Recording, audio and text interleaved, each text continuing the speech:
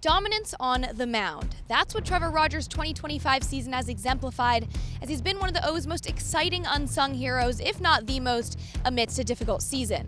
Since his return from the IL on May 24th, the O's are 41-34. In that span, we've seen 11 total outings from the Southpaw. 9 of them were quality starts, meaning at least 6 innings and 3 earned runs or fewer. But an ERA of 1.43 didn't come easily to Rogers. Instead, there was insecurity. I could even pitch at the highest level anymore, Just felt like I was putting the work in, but I kept going backwards. It's a lot of self-doubt, if I need to find another career path, and that's not a good place to be. At first, this was the guy who gave up Kyle Stowers and Connor Norby for at the deadline last year and struggled as an Oriole. But right now, the numbers compared to last season are night and day, and you're pretty glad you got him with some team control. Here's a side-by-side comparison of his StatCast pages from 2024 to 2025. You can see a pitching run value of plus 25, which is in the top 3%. That's 25 runs prevented from Rogers this season.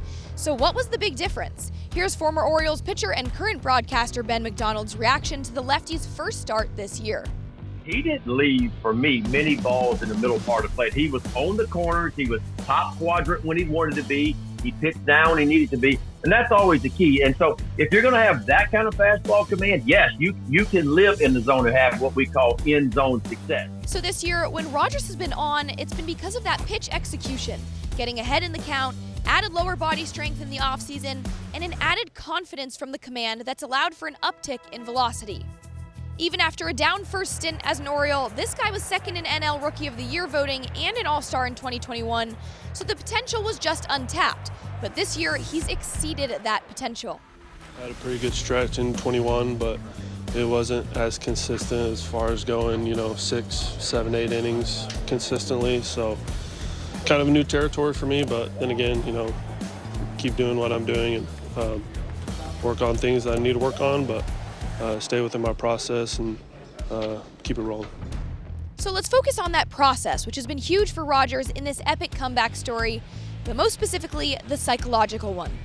Mental skills training that I've been doing, the past couple months has really prepared me in those situations, and really just able to, keep my composure and not let the moment get too big and really focus on executing the pitch and let them beat me, because there's been a lot of times in the past where I beat myself. That reminder for himself also sounded familiar when it came to advice for Brandon Young's almost perfect game on Friday. Honestly, Trevor Rogers helped me out big time, straight up. How do you help you out? Man, have you seen him throw in the past year? Just trying to stay one pitch at a time, execute pitches, read the hitters, read their swings, and just stay in the moment. Not trying to get too ahead of myself. Not trying to think about the line, the game, trying to think about this pitch only. So not only have we seen Rogers develop into a better pitcher physically and mentally, he's also developed into more of a leader. But in all facets, there's still a long way to go. And as the O's have made the look ahead to 2026 very apparent, next season will be Rogers' ultimate test. Has he pitched like an ace? Absolutely. But an ace does it for a longer stretch of time. Does he have the potential to do that?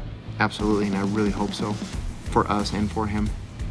But what this season has done and the way Rogers has been pitching provides excitement amidst a rough Orioles season and a good look at a lefty who very well could be in the front half of the rotation in 2026. What Rogers has overcome, though, that's really the impressive part. It's a true testament to that mental process and his perseverance. Go through life, and life's going to suck sometimes, and you never know when it's going to turn around, but I know for certain it'll never turn around if I quit on myself. So I just kept putting in the work, knowing in the back of my mind that it'll turn around, and today was a big step forward. He's still reestablishing himself in the big leagues right now. So he established himself in 21, and because of injuries and things that he went through, he lost his footing here a little bit. And we're watching him every day kind of get back to the profile and the guy that he was. And finally, in the lefty's success, there's been a little help from his wife Tessa along the way, wearing the exact same pair of pants for each of his recent starts. I'm going to have that conversation again with her to make sure that they're washed and ready to go for 5 days from now. We'll find out tonight back in Boston if the pants have worked again, among some other things for Trevor Rogers in this historical comeback story.